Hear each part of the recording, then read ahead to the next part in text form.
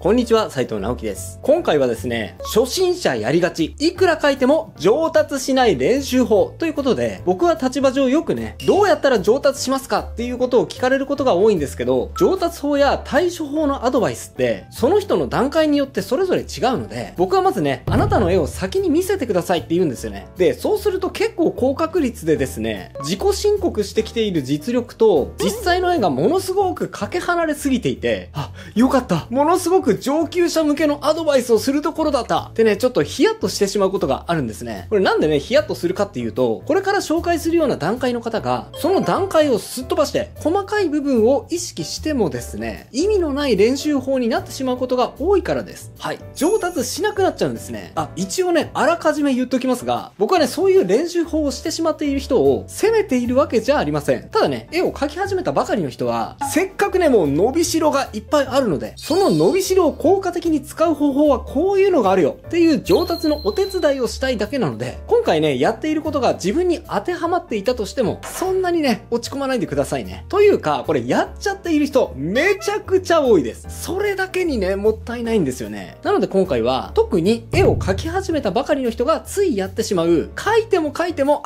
それ上達しにくいよという練習法を紹介しつつ、改善策、効果的な練習法についてお伝えしていこうと思います。それでは早速、行ってみましょう。顔の一部だけを描いてどうすればいいですか？はい。まずですね、もう早速確信に触れていきます。今回紹介する、これやっていても全然上達しないよという練習法はですね、こんな感じのやり方です。はい。こういう絵ですね。ですね、ものすごく描いた枚数は多いんですよ。もうね、こういう絵をノート何冊も描いている人はいるんですけど、いやもう何枚も何枚も描いて、それ自体は本当にすごいと思うんですが、描いている内容はですね、当たり線だったり、体の一部だけだったり、あとはもう全部途中で終わっている絵なんですね。おそらくね、途中で飽きちゃったり、うまくいかなくなっちゃったり、あとはもうそもそも、それ以上どう進めればいいのかわかんなくなっちゃって、よし、次のページに新しい絵を描こうってなっちゃって、ページをめくってまた違う絵を描き始めちゃうっていうことだと思うんですね。いやまあね、この気持ちはすごくよくわかります。実際僕もですね、小中学校の時には、そういう感じの時期、かなりね、長くありましたからね。でですね、こういう段階の人は、実はものすごく向上心とか熱意とかあるんです。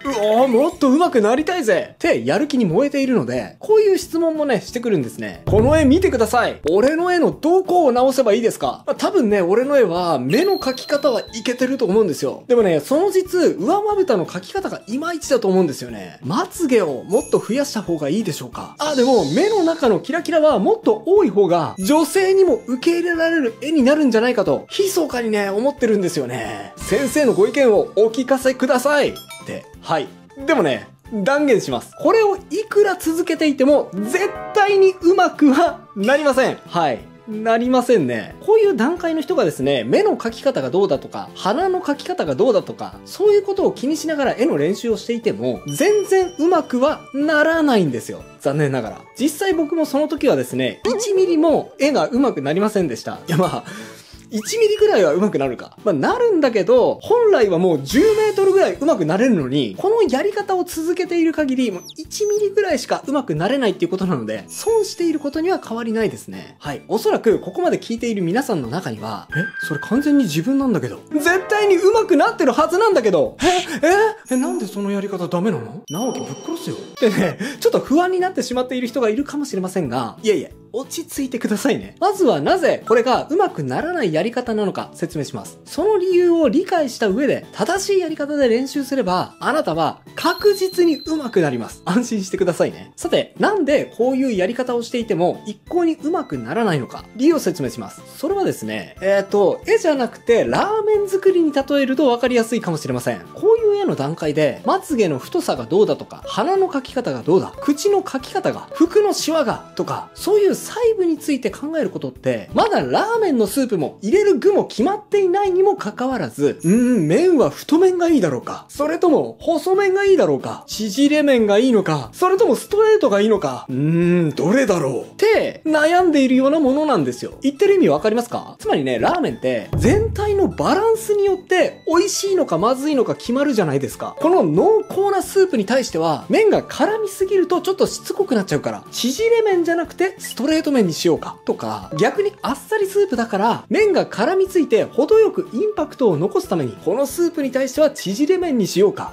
とか、スープや具も含めた全体のバランスの中で、麺の太さ、細さって決めなきゃいけないと思うんです。スープもできていない時点でね、麺はどれが正しいのか、なんて悩んでいたら、いやいや、それ意味ねえからって思っちゃいますよね。絵もね、全くそれと同じです。線もまだブラッシュアップされていない。全体も描かれていない。背景もない。清書もされていない状態。カラーイラストだったら色も塗られていない状態で、その中でね、その一要素である目の描き方、口の描き方、鼻の描き方にいくらこだわってもですね、それは無意味なんです。いやだって全体ができてないから。全体の色味やテイストがパンチが強くてギラギラした感じのイラストであれば、それに合った線の太さ、細さがありますし、目にはね、力強さが必要かもしれません。逆に絵全体が繊細でパステルカラーの色合いだとしたら、それに対してはガツンと力強い太い線は相性が悪いかもしれませんよね。目、鼻、口の描き方もちょっとね、インパクトを弱める必要があるかもしれません。そうなんです。絵の上達はラーメン作りと一緒。まずはね、もう麺だけじゃなく、スープも具も全部一旦準備して一度作ってみて、そして全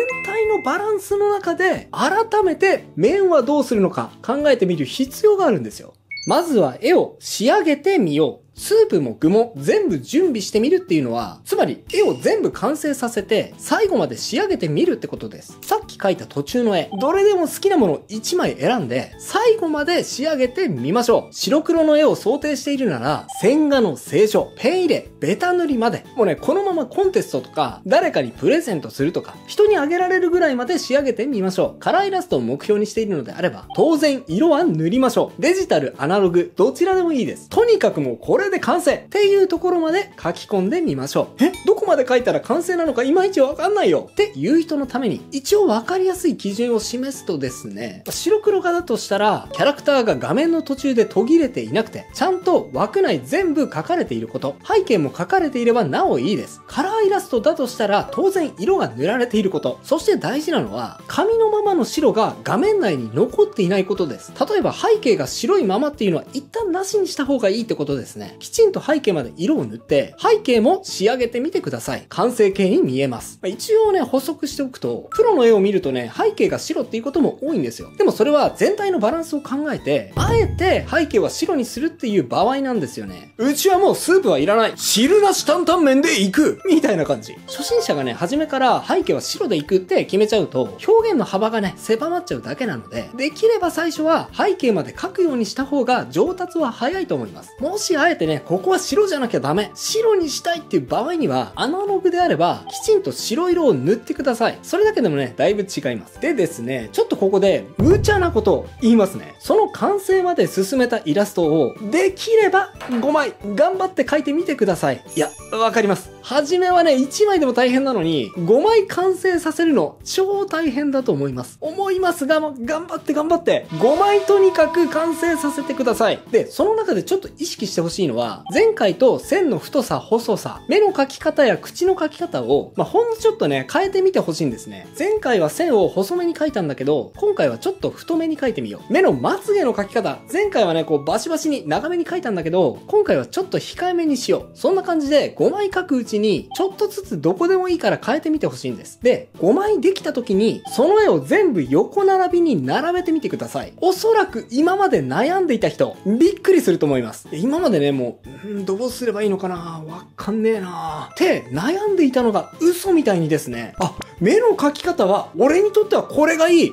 線の太さは絶対これがいいじゃん。一目瞭然に答えがわかるはずです。はい。当然です。だって、絵の良し悪しは全体のバランスだからです。今、あなたは初めてラーメンを作りました。その完成形のラーメンを5つ並べて食べ比べしている状態です。それをね、こう、ずず食べて、どれが美味しいのか、そのくらいあなたなら判断できるでしょ。これ、麺だけを食べて、この麺が美味しいのかどうなのかちょっとわかんない。当然です。だってスープも具もないから。でも今、あなたはスープを飲んで、具も食べて、そして麺もすすっています。いや、このスープに対しては当然この麺でしょう。そう判断できるのと同じように、いや、この背景だとしたらこの線でしょう。あなたは難なく自分にとってのベストを判断できるようになっているはずです。はい。まずは絵を仕上げてみてください。そしてできれば5枚仕上げて並べて見比べてみてください。それができればあなたの絵は今までとは次元が違うほど上達します。上手い人ほど面倒なことをしている。さて、絵を上達させるには絵を仕上げましょうと僕はお伝えしました。こういうことってね、言葉で伝えるのは簡単なことなんですが、ただね、絵を描いたことがある人はわかると思います。絵を1枚完成させるにはめっちゃ体力と精神力がいります。はい。すごく疲れるんです。特に今まで途中までしか絵を描いたことがなかったラフの状態で、じゃあ次の絵、じゃあ次の絵ってね、次々と描く絵を変えて、1枚にじっくり時間をかけたことがない人にとって、1枚の絵をね、ペン入れやカラーリングまで描くのって、もうね、めちゃくちゃ大変です。多分ね、描いている途中にこう思うと思いますよ。これ、めちゃくちゃ大変なんだけど、絵が上手い人も、こんなことしてんのかな？いや、こんな苦労してるわけないよな。もっと効率が良くて簡単なやり方があって、そのやり方を俺が知らないだけなんじゃないだろうか。待てよ、そんなやり方があるんだとしたら、俺が今この無駄な苦労をしながら、この絵仕上げる必要なくない？いや、きっとそうだ。だとしたらさ、絵が上手い人がやっている、その効率が良くて簡単なやり方を知ることから始めるのがいいんじゃないの？多分そうだな。じゃあ一旦この絵は完成させずに、置いとこ。はい。これを聞いている皆さんの中にも同じように思ったことある人多いんじゃないですか？はい。思いましたよね。あえて皆さんの希望を打ち砕くことを言います。断言します。効率が良くて簡単な描き方ありません。はい。絵が上手い人はですね、今皆さんがうわ、めんどくさ。こんなめんどくさいことみんなやってるわけないよね。って思っていることを危機としてやってます。はい。というかですね、おそらく初心者の皆さんが思いもつかないような、さらにめんどくさいことですらやってる可能性は高いと思います。いや、僕もですね、絵が上手い人って、上手い絵をこうパパッと、何の苦労もなく描いちゃうんだろうな、ってついつい思ってしまうんですよ。ですが、ある日ですね、アイシールド21の村田祐介先生の配信を見ていてびっくりしたんですよ。僕ね、村田先生って絵がくっそ上手いので、もう下書きなんてせずに、ものすごい速さで一発書きするんじゃないかって、心のどっかで思ってたんですよ。でもね、村田先生、その配信ではですね、鉛筆の下書きをめちゃくちゃ丁寧にやってらして、一度書いた輪郭線を、ちょっとここの輪郭線違うな、一旦消して、また書いて、で、書き直した線を眺めて、まだちょっと違うなーってね、また直して、それを何度もね、繰り返してらしたんですね。僕ね、びっくりしました。村田先生ですらこんな泥臭い、めんどくさい作業をやられているんだ。下手したら俺より面倒なことしてない？うわ、だからこの人は絵の力がものすごいんだ。すげー。てか、この人ですらこんなにめんどくさいことやってんのに、俺ってばここまでのことしてないのにもかかわらず、面倒だって思ってた。恥ずかしいって。そうなんです。絵が上手い人はみんなもうパパッと描いているって思い込みがちなんですが、実はそれって真逆で、絵が上手い人ほどものすごい泥臭い努力を繰り返していることが多いと思うんですよ。結果的にね、その泥臭い努力を繰り返した結果、ある程度の絵なら一発描きできるようになっちゃったっていうことはあるかもしれませんが、でもそれはあくまで結果です。絵が上手い人は絵が上手くなるだけの泥臭い努力を繰り返してきたんだ。だからこそ上手いんだ。僕はね、村田先生の配信を見ていて思い知らされました。さて、皆さんはどうでしょうか？下書きはしてみたけど、なんかこれ清書するのめんどくさいな。線は描いてみたんだけど、これに色塗るの、めんどくさいな。ぽい。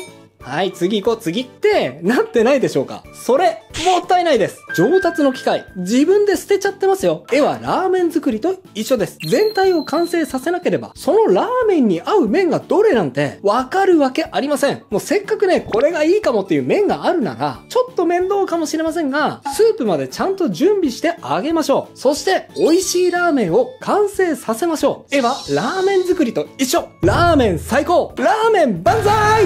あれ？何の話だっけ？はい。